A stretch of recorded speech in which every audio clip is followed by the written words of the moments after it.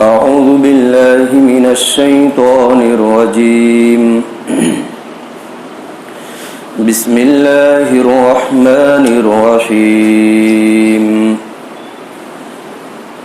ويل لكل همزة لمزة الذي جمع مالا وعدده يحسب أن ماله أخلده كلا لينبذن في الحطمة وما أدراك ما الحطمة نار الله الموقدة التي تطلع على الأفئدة إنها عليهم مؤصدة في عمد ممددة. ترجمہ: شروع اللہ کے نام سے جو بڑا مہربان نہایت رحم کرنے والا ہے. ہلاکت اور بربادی ہے ہر اس شخص کے لیے جو عیب نکالنے والا اور طعنہ دینے والا ہے، اور ان لوگوں کے لیے جو مال کو جمع کرنے والے ہیں اور گننے والے ہیں. وہ گمان کرتے ہیں کہ ان کا مال ان کے پاس ہمیشہ رہے گا، ہرگز نہیں. وہ ایک بھوسا کر دینے والی آگ کے اندر، یعنی ختم کر دینے والی آگ کے اندر وہ ڈالے جائیں گے. اور آپ کو معلوم ہے وہ آگ کیا ہے؟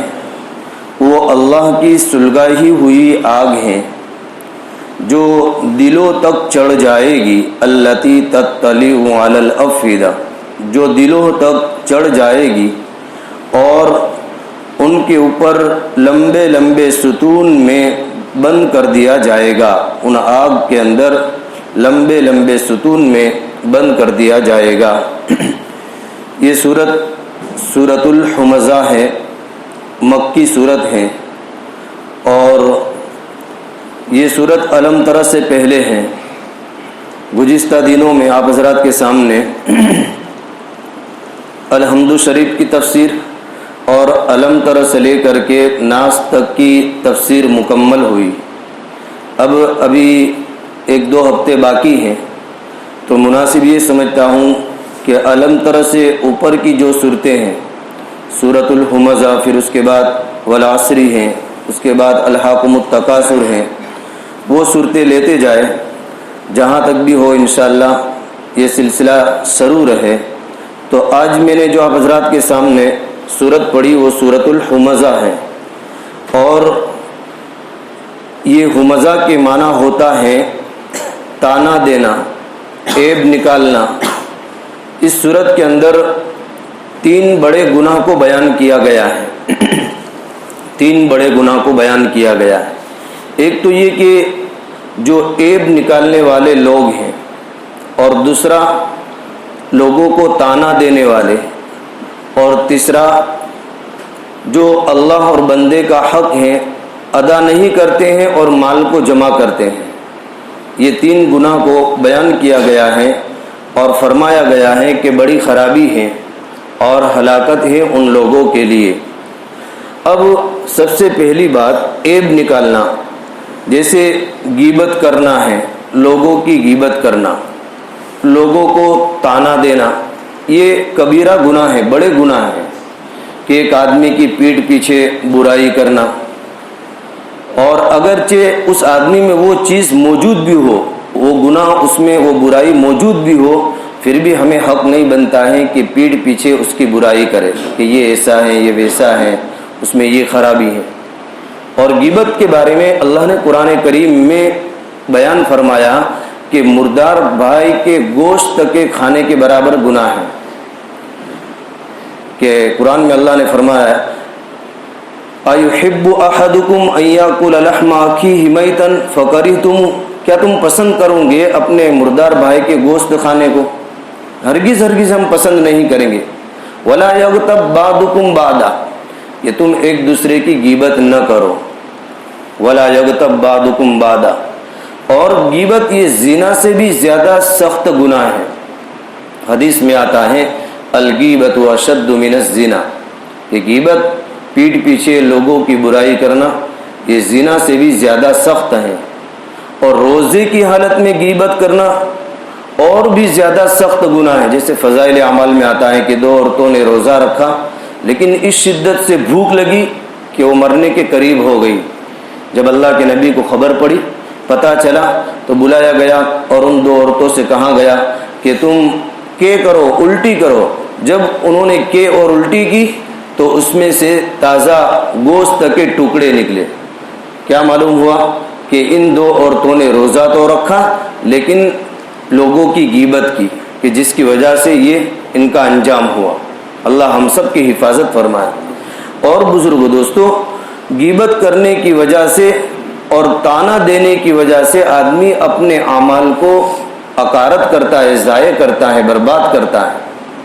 اس لیے اگر اس میں ہو تو بھی اس کو بیان نہ کیا جائے۔ اور غیبت صرف زبان سے نہیں ہوتی ہے کہ بھئی زبان سے کسی کی برائی کرے، بلکہ آنکھ کے اشارے سے بھی غیبت ہوتی ہے، کہ جیسے بعض وقت آدمی آنکھ کے اشارے سے کہتا ہے نا، دیکھو فلاں آدمی ایسا ہے۔ بعض وقت آدمی اپنی بھوں ہلا کر کے، آنکھ کے اوپر بھوں کو ہلا کر کے کہتا ہے کہ فلاں ایسا ہے۔ بعض وقت آدمی صرف ہاتھ کا اشارہ کرتا ہے کہ یہ ایسا ہے، تو یہ بھی غیبت میں داخل ہے، یہ بھی غیبت کرنے کے اندر داخل ہے۔ اور مسجد میں تو غیبت کرنا اور بھی زیادہ سخت گناہ ہے، مسجد میں بیٹھ کر کے، اس لیے کہ مسجد اللہ کا گھر ہے۔ اور ابھی میں نے جیسے آپ کو بتلایا کہ غیبت کے زنا سے بھی زیادہ سخت ہے غیبت کا گناہ، اور مسجد میں غیبت کرنا تو اب ہم سب کے سامنے وعید ہے کہ زنا سے بھی زیادہ سخت ہے۔ تو ایک آدمی گویا مسجد میں غیبت کر کے اس گناہ کے اندر مبتلا ہوتا ہے۔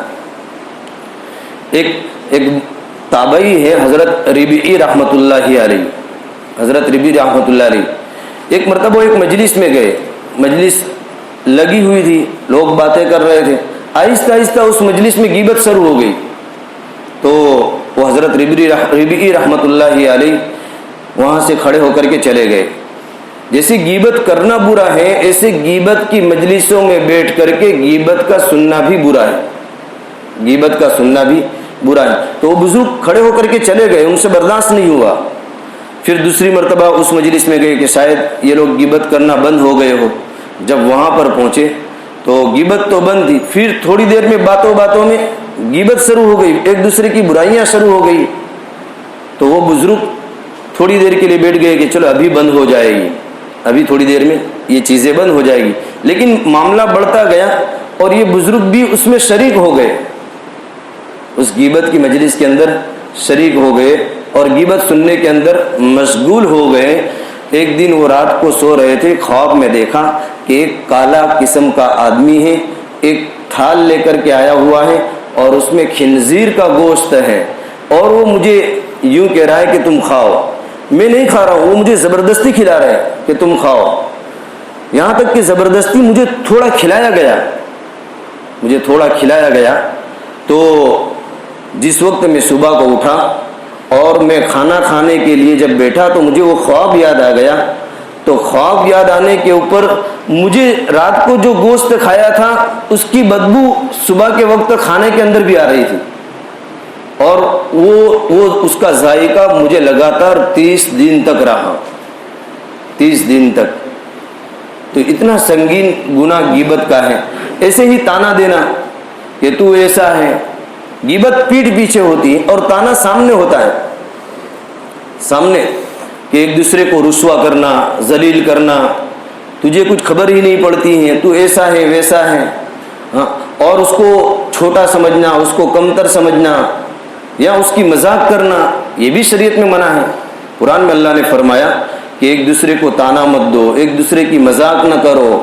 یا ایھا الذین آمنوا لا یسخر قوم من قوم عسى ان یکونوا خیرا منہم ولا نساء من نساء عسى ان یکون خیرا منہن، کہ ایک مرد دوسرے مرد کا مذاق نہ کرے، ہو سکتا ہے کہ جس کی تم مذاق کرتے ہو وہ تم سے بہتر ہو، اور ایک عورت دوسری عورت کی مذاق نہ کرے، ہو سکتی ہے کہ وہ عورت جس کی مذاق کی جا رہی ہے وہ تم سے بہتر ہو۔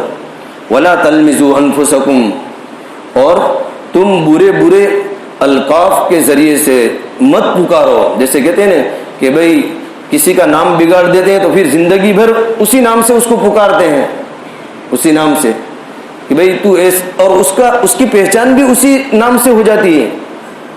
الگ الگ نام ہوتے ہیں. کسی کو گھیلا کہہ دیا تو پھر گھیلا اس کی ذات ہی پڑ گئی. اسی طریقے سے کسی کو چوہا کہہ دیا تو اس کی ذات ہی چوہا پڑ گئی, ہے نا. اسی طریقے سے کسی کو بیرا کہہ دیا تو اب وہ بیرے سے ہی پہچانا جاتا ہے. کسی کو بھائی وہ پاگل تو وہ پاگل سے اس کو پکارا جاتا ہے. تو قرآن میں اللہ نے فرمایا کہ تم برے برے القاب کے ذریعے سے لوگوں کو مت پکارو. ولا تنابزوا بالالقاب.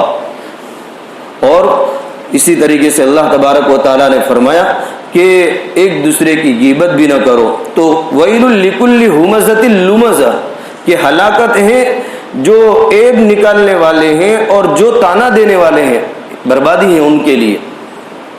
اور اسی طریقے سے روایت کے اندر آتا ہے کہ چاڑی کرنا, چگلی کرنا جس کو کہتے ہیں, چگلی کرنے والا آدمی بھی جنت میں داخل نہیں ہوگا.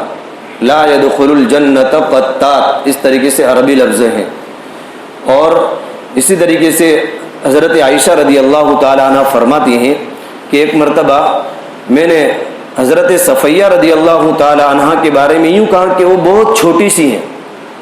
دونوں اللہ کے نبی کی بیوی ہیں, حضرت عائشہ بھی اور حضرت صفیہ بھی, لیکن تھوڑا بگاڑ کر کے یوں کہا وہ قد کے اعتبار سے تھوڑی چھوٹی تھی, ٹھنگنی تھی حضرت صفیہ. تو یوں کہا کہ حضرت صفیہ بہت چھوٹی ہیں. تو اللہ کے نبی صلی اللہ علیہ وسلم کو جب پتہ چلا تو اللہ کے نبی صلی اللہ علیہ وسلم نے فرمایا, اے عائشہ, تو نے زبان سے جو لفظ نکالا ہے اور جو نام بگاڑا ہے, اگر اس کو سمندر کے اندر ڈال دیا جائے تو سمندر کو خراب کر دے, سمندر کو خراب کر دے.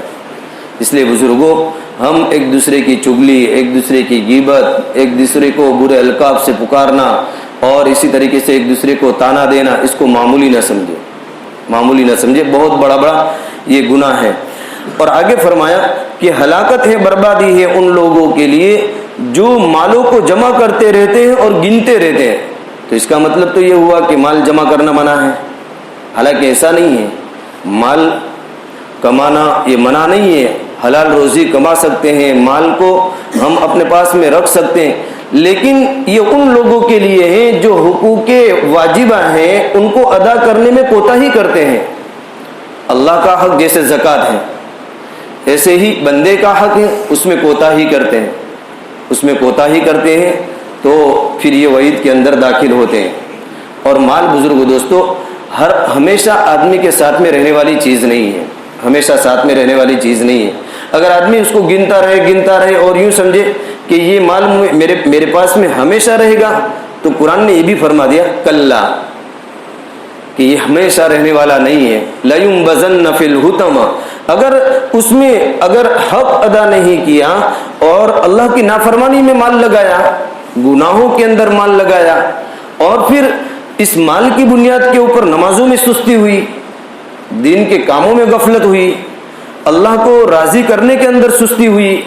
مال عبد الرحمن ابن عوف کے پاس میں بہت تھا, یہاں تک کہ ان کے پاس میں سونے کی اینٹیں ہوا کرتی تھی اور ان کو ہتھوڑے کے ذریعے سے توڑا جاتا تھا, ہتھوڑے کے ذریعے سے. اور اسی طریقے سے درہم اور دینار کی بوریاں ان کے پاس میں بھری رہتی تھی. مال صحابہ کے پاس میں بھی تھا, لیکن اس مال میں اللہ کو نہیں بھولے, اس مال میں اللہ کو نہیں بھولے, دین کو نہیں بھولے اور اللہ کو راضی کیا, تو پھر وہ مال ان کے لیے اور اوروں کے لیے نفع دینے والا بن گیا. اسی طریقے سے مال کمانا منع نہیں ہے, مال حاصل کرنا منع نہیں ہے, لیکن ان مالوں کے ذریعے سے ایسی ان میں محبت پیدا ہو گئی, ایسی محبت پیدا ہو گئی کہ دنیا ہمارے اوپر غالب آ گیا, دنیا ہمارے اوپر غالب آ گئی اور دین مغلوب ہو گیا. یعنی دنیا اوپر آ گئی اور دین نیچے چلا گیا. جیسے سمندر کے اندر کشتی چلتی ہیں, ہمارے یہاں جیسے آگ بوٹ چلتی ہیں سمندر کے اندر, وہ پانی کے اوپر چلتی رہے گی, تب تو وہ بورڈ میں جتنا سامان ہے اور بورڈ میں جتنا آدمی سوار ہے سب حفاظت کے اندر رہیں گے. پانی اگر بورڈ کے نیچے ہے, اگر وہی پانی بورڈ کے اندر آ گیا, تو اگر وہی پانی بورڈ میں آ گیا, مولانا رومی رحمۃ اللہ علیہ مثال دے کر کے فرما رہے ہیں دنیا کی, کہ اگر وہی پانی بورڈ کے اندر آ گیا تو بورڈ بھی ڈوبے گی اور اس میں جو سوار ہے وہ بھی ڈوبے گا, اور اسی طریقے سے یہ سارے کو ہلاک کر کے رکھے گی. ایسے ہی دین ہے تو یہ اوپر ہونا چاہیے, اور دنیا ہے تو یہ نیچے ہونی چاہیے. ہم روپے پیسے کو جیب میں رکھیں گے, دل میں نہیں رکھیں گے. روپے پیسے دنیا کی محبت کو جیب میں رکھیں گے, دل میں نہیں رکھیں گے, اور دل کے اندر دنیا کی محبت نہیں بلکہ دین کی محبت کو رکھیں گے, دین کی محبت کو رکھیں گے. حضرت عمر ابن عبدالعزیز رحمۃ اللہ علیہ اور ایک ہیں ہشام ابن عبد الملک, دونوں بادشاہ گزرے. اب عمر ابن عبدالعزیز رحمۃ اللہ علیہ اگر چاہتے تو اپنے پاس میں بہت ساری دنیا کو جمع کر سکتے تھے, لیکن جس وقت آپ دنیا سے جا رہے ہیں عمر ابن عبدالعزیز رحمۃ اللہ علیہ تو ان کے 11 بیٹے ہیں, اور ترکے کے اندر انہوں نے 17 یا 18 درہم, یعنی کہ جو مال چھوڑا جاتا ہے مرنے کے بعد وراثت میں, وہ 18 درہم چھوڑے, 17-18 درہم.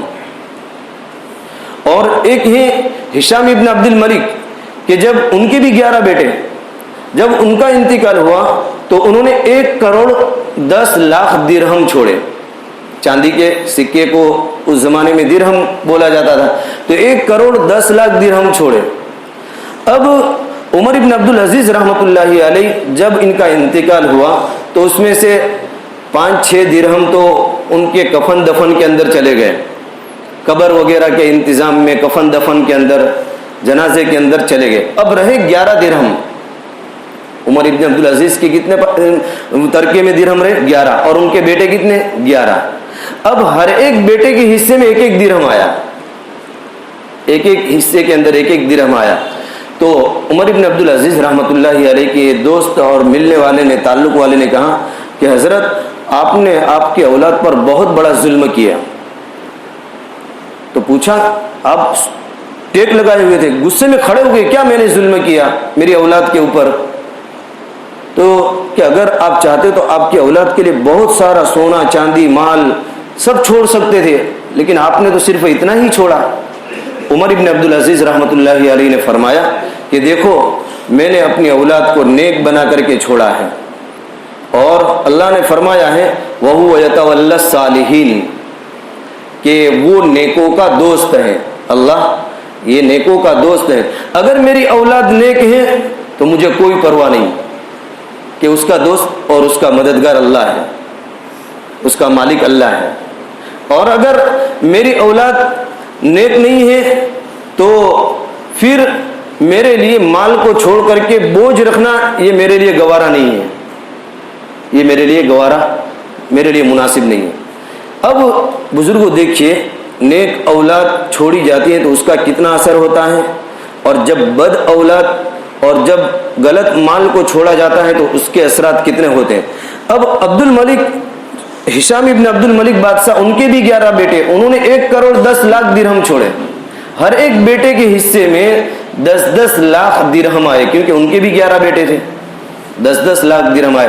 لیکن تاریخ میں یہ بات لکھی ہوئی ہے کہ زمانہ اس کو بھول نہیں سکتا ہے کہ عمر ابن عبدالعزیز کا ایک بیٹا ایک وقت کے اندر 100 گھوڑے اللہ کے راستے کے اندر جہاد کے لیے قربان کرتا ہے کہ 100 گھوڑے میری طرف سے اللہ کے راستے کے اندر لٹاتا ہے.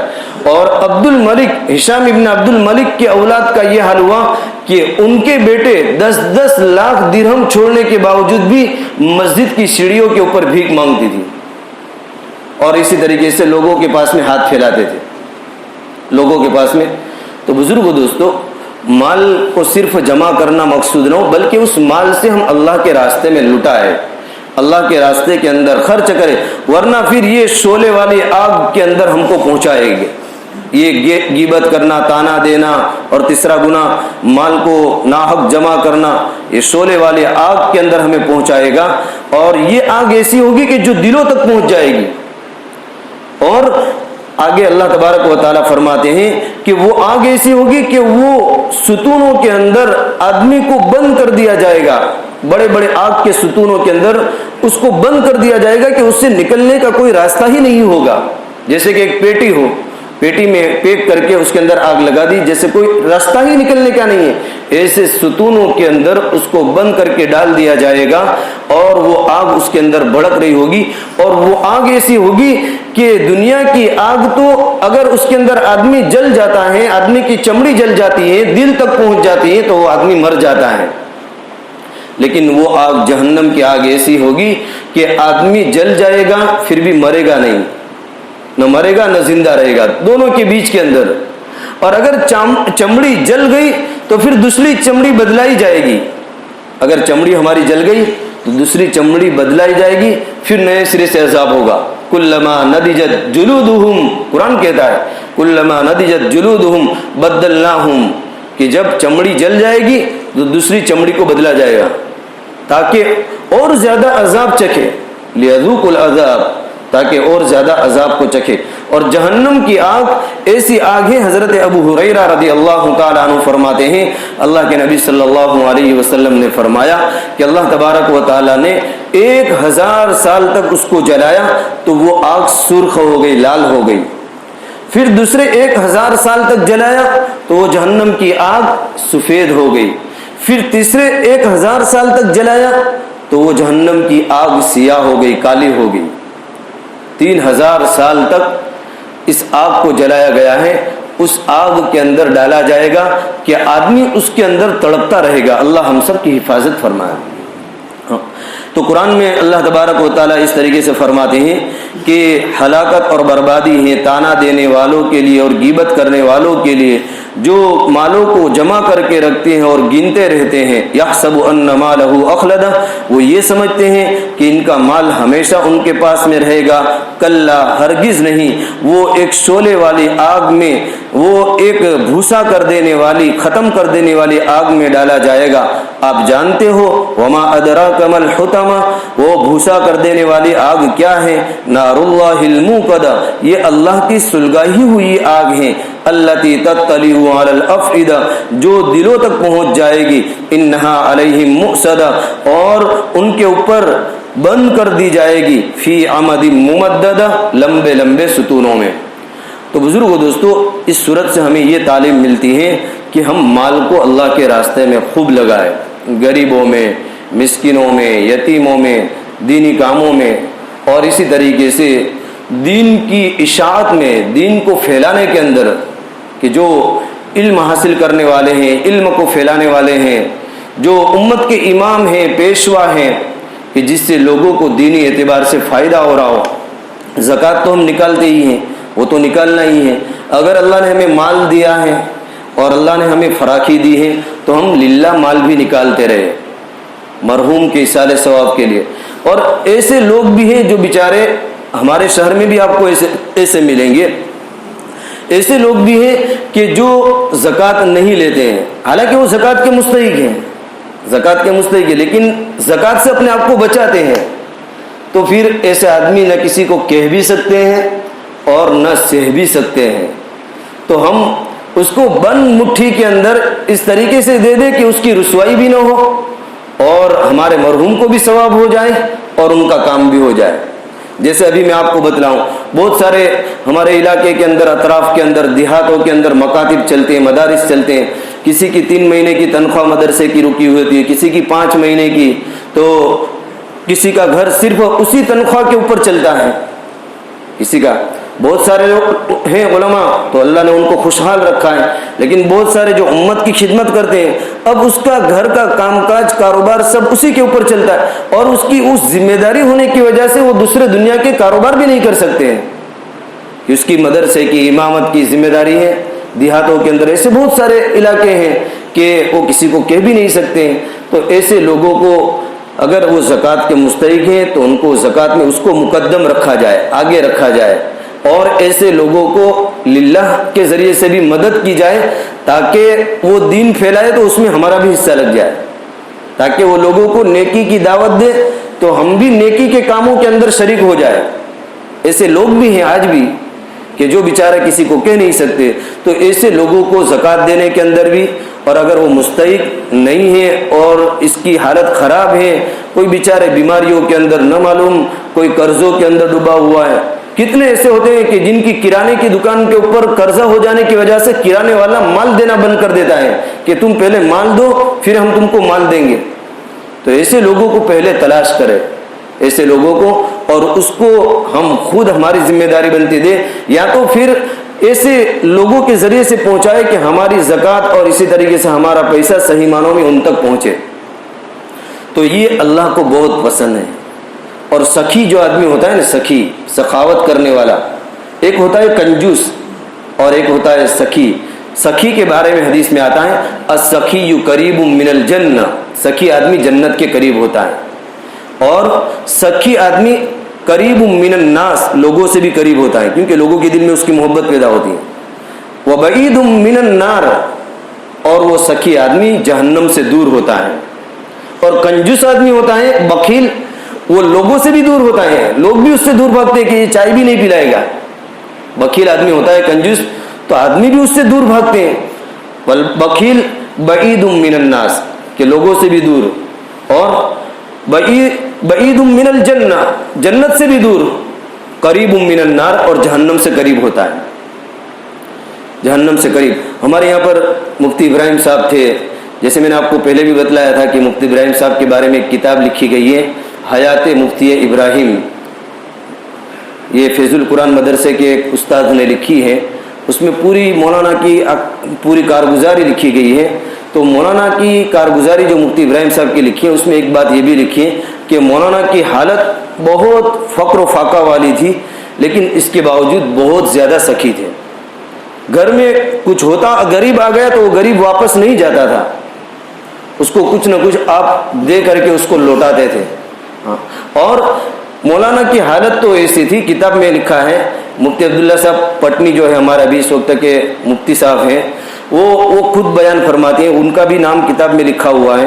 مفتی عبداللہ صاحب پٹنی فرماتے ہیں کہ جس وقت مفتی ابراہیم صاحب رحمۃ اللہ علیہ اللہ کی رحمت میں پہنچ گئے، انتقال ہو گیا، تو جب ان کے کپڑے کو اور ان کی شیروانی کو دیکھا گیا کہ اس میں کیا ہے، کیا چھوڑا ہے، تو ان کی شیروانی میں سے 10 پیسے نکلے، صرف 10 پیسے، کہ مال کو اپنے پاس میں رکھا ہی نہیں. اور ایسے حالات تھے کہ جنہوں نے فقر و فاقہ کے اندر اور اسی طریقے سے بڑے اخلاص کے ساتھ اور اللہ کو راضی کرتے ہوئے دین کی محنت کو کیا، جس کی وجہ سے اللہ تبارک و تعالیٰ نے آہستہ آہستہ مانگرول شہر کے اندر دین کو پھیلایا. اور آہستہ آہستہ یہ پھیلتا گیا اور دعوت و تبلیغ کا سلسلہ شروع ہوا. اور اللہ نے آج وہ دن دکھایا کہ آج پورے جوناگڑھ ضلع بلکہ پورے کاٹھیاواڑ کے لیے مانگرول کی مثال ہے. پورے کاٹھیاواڑ کے لیے کہ سب سے زیادہ کام کا مرکز، دعوت کا مرکز، مدرسے بھی یہیں پر سب سے زیادہ، خانقاہ بھی یہیں پر، اور اسی طریقے سے دعوت و تبلیغ کا کام بھی سب سے زیادہ یہیں پر. یہ قربانیاں ہیں، تو قربانیاں ضائع نہیں جاتی ہیں. پھر ایک بات یہ بھی لکھی ہے، آج تھوڑا وقت زیادہ ہو گیا، معاف فرمائے. ایک بات مولانا نے یہ بھی لکھی ہے کہ مفتی عبداللہ صاحب ایک مرتبہ مفتی ابراہیم صاحب کے پاس میں گئے، مفتی ابراہیم صاحب کے پاس میں گئے، اور دوپہر کا وقت تھا، کھانے کا ٹائم تھا. اور مولانا کا مفتی ابراہیم صاحب یہاں قاضی واڑہ کے اندر رہتے تھے، جہاں مسجد ہے وہاں پر رہتے تھے. تو مفتی ابراہیم صاحب کا کھانا دوپہر کو کسی کے وہاں سے آتا تھا روزانہ. ایک دن ایسا ہوا کہ مفتی ابراہیم صاحب کا کھانا جس جگہ سے آتا تھا وہاں سے کھانا نہیں آیا. اب کافی ٹائم ہو گیا، مفتی عبداللہ صاحب بھی وہیں پر تھے. تو پھر ایسا نہیں کہ سوال کیا یا منگوایا کہ کھانا کیوں نہیں آیا، بس یہ سمجھے کہ شاید وہ بھول گئے ہوں گے یا کوئی عذر ہوگا، اس طریقے سے اس بات کو ٹال دیا. پھر مفتی ابراہیم صاحب نے مفتی عبداللہ صاحب سے کہا کہ دیکھو الماری کے اندر کوئی چیز رکھی ہوئی ہے. تو دیکھا الماری کے اندر سوکھی روٹی کے چند ٹکڑے پڑے ہوئے تھے. تو مفتی صاحب سے کہا کہ لاؤ اس کو. جب مفتی عبداللہ صاحب لائے تو کہا کہ اس روٹی کو پانی میں بھگو دو اور پانی اس کے اوپر چھڑک دو، اس کے بعد کے اندر اس کو پرائمس میں جلا دو اور اس کے اندر گھی اور شکر ڈال دو. پھر اس کے بعد کے اندر مفتی ابراہیم صاحب نے وہ روٹی کھائی اور آدھی روٹی مفتی عبداللہ صاحب کو دی. مفتی عبداللہ صاحب کیوں کہتے ہیں، کتاب میں لکھا ہے کہ جس وقت وہ روٹی ہم نے کھائی ہے آدھی آدھی، تو اس روٹی میں ایسی روحانیت تھی اور برکت تھی کہ 3 دن تک بھوک کا احساس نہیں ہوا. 3 دن تک بھوک کا احساس نہیں ہوا. تو بزرگوں، اس طریقے سے اللہ والے ہمارے شہر میں گزرے ہیں، ان کی قربانیوں کا صدقہ ہے کہ اس طریقے سے قربانی دے کر کے گئے ہیں۔ ہم ان جیسی قربانیاں نہیں دے سکتے ہیں، لیکن کم از کم ان بزرگوں نے جیسی قربانی دی اس کی کچھ باتیں اپنے اندر پیدا کر لیں گے تو انشاءاللہ تعالی ہماری نسلوں کے اندر دین باقی رہے گا۔ اللہ تعالی عمل کی توفیق عطا فرمائے۔ آج کا عمل یہ ہے کہ اگر غم ہو، رنج و غم ہو، ٹینشن ہو، زیادہ ٹینشن رہتا ہو تو حضرت مکحول رضی اللہ تعالیٰ عنہ فرماتے ہیں کہ اللہ کے نبی صلی اللہ علیہ وسلم نے فرمایا کہ جس کسی کو بہت زیادہ رنج و غم اور ٹینشن رہتا ہو یا مصیبتوں کے آنے کا اندیشہ ہو، خطرہ ہو، تو یہ لا حول ولا قوت الا باللہ جو میں کہہ رہا ہوں وہ پڑھنا ہے۔ لا حول ولا قوت الا باللہ، لا ملجا ولا منجا الا الیہ، لا منجا ولا منجا الا الیہ، اس طریقے سے پڑھیں گے تو انشاءاللہ تعالی ہمارا رنج و غم دور ہو جائے گا اور 70 مصیبت کے دروازے بند ہو جائیں گے، 70 مصیبت کے، اور سب سے ادنا مصیبت کا دروازہ فقر ہے کہ اللہ تعالیٰ اس کو بند کر دیں گے۔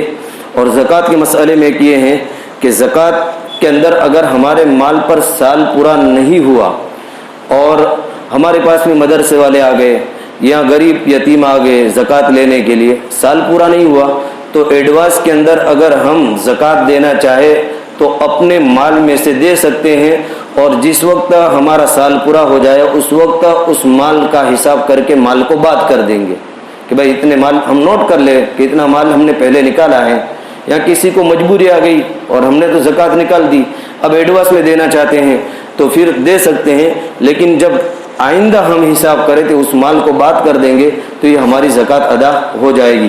اور زکوٰۃ میں سال کے شروع اور اخیر کا اعتبار ہے کہ سال میں صاحب نصاب ہے، سال کے شروع میں، اور اخیر میں صاحب نصاب ہے تو اس آدمی کو زکوٰۃ نکالنی پڑے گی، چاہے سال کے بیچ میں مال بالکل ختم ہو گیا، چاہے سال کے بیچ میں مال بالکل ختم ہو گیا، سال کے شروع میں مالدار تھے اور سال کے اخیر میں مالدار ہیں تو اس آدمی کو مالدار سمجھا جائے گا۔ اللہ تعالی عمل کی توفیق عطا فرمائے۔